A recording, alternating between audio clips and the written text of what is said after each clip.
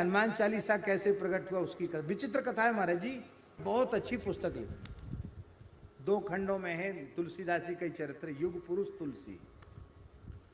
उसमें महाराज हनुमान चालीसा के प्रादुर्भाव की विचित्र कथा, हनुमान चालीसा तुलसीदास जी ने कैसे प्रकट किया इसकी विचित्र कथा। ये अभी 3-4 दिन पहले रमण रीति वाले महाराज जी ने दिया था, बोले इसको देखिए आप एक बार। आज वो ग्रंथ मैंने उनको वापस पहुंचाया देख करके।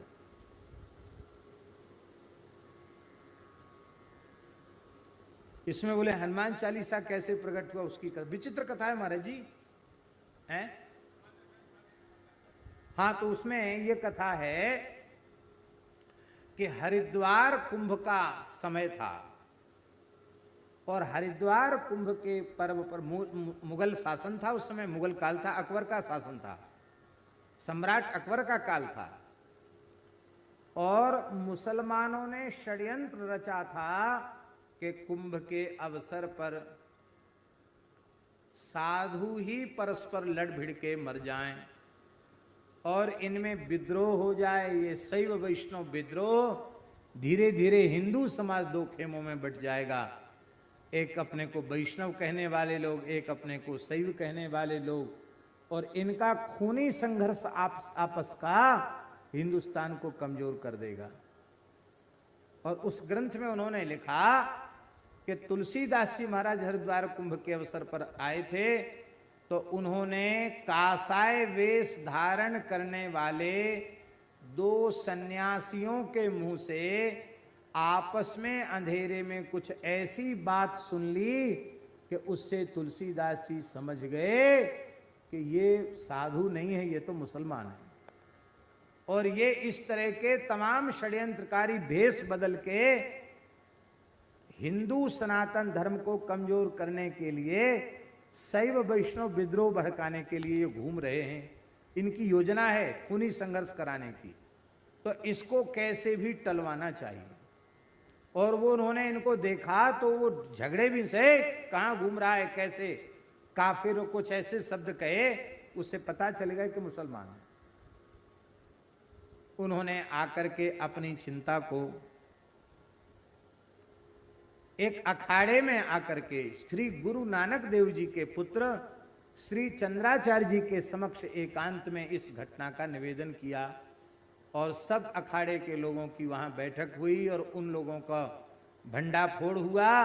और उनका षड्यंत्र था, पूरे हिंदू समाज में ये प्रचार किया जा रहा था कि ये साधु महात्मा सब तुम्हारा कुछ नहीं करेंगे, हमारा 41 कोई 41 होता, उनमें 41 बोले 41 का जो मंत्र जब हम पढ़ेंगे तो कौन सी गैवी शक्तियां आकर के और तुमको तबाह कर देंगी। तो हिंदू समाज में भय व्याप्त था उनके तांत्रिकों के द्वारा कि ये अनुष्ठान कराने वाले हैं 41 का। तब उस समय सारी सभा हुई, विद्रोह समाप्त हुआ। और उस समय श्री चंद्राचार्य जी महाराज ने कहा कि अब इस 41 के षड्यंत्र को विफल करने के लिए कोई दिव्य स्तोत्र आपको प्रकट करना चाहिए, जिससे हिंदू पढ़ें तो उनमें शक्ति आवे।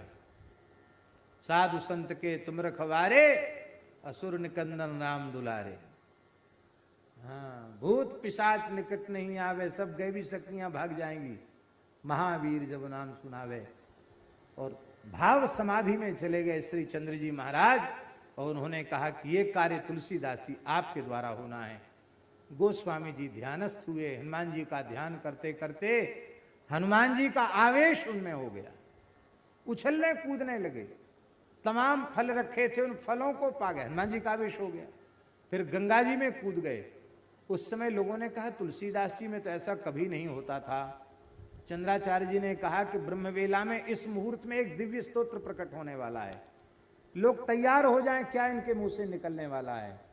उस समय तुलसीदास जी महाराज के मुख से भावावेश में, हनुमान जी के आवेश में ही हनुमान चालीसा निकला।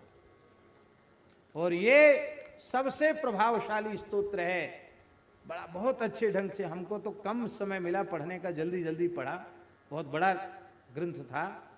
तो और उसमें हनुमान चालीसा की बड़ी सुंदर व्याख्या आई, बहुत सुंदर व्याख्या। तो पढ़ करके भी हमको ऐसा लगा कि ये इतना प्रभावशाली हनुमान चालीसा, जितने चालीसा है ना सबकी दादी अम्मा है हनुमान चालीसा। इसके पहले कोई चालीसा नहीं था, मुसलमानों का इकतालीसा था। इकतालीसा तो पता नहीं कहाँ चला गया, कोई जानता है इकतालीसा? और चालीसा, हनुमान चालीसा के बाद फिर तो कितने चालीसा बने, शिव चालीसा, गायत्री चालीसा, संतोषी चालीसा, गंगा चालीसा, यमुना चालीसा, गिरिराज चालीसा, चित्रकूट चालीसा, गुरु चालीसा, और जिसको जिसकी प्रति श्रद्धा है वो भी लोगों ने चालीसा बना दिए, अमुक जी का चालीसा, अमुक जी का चालीसा।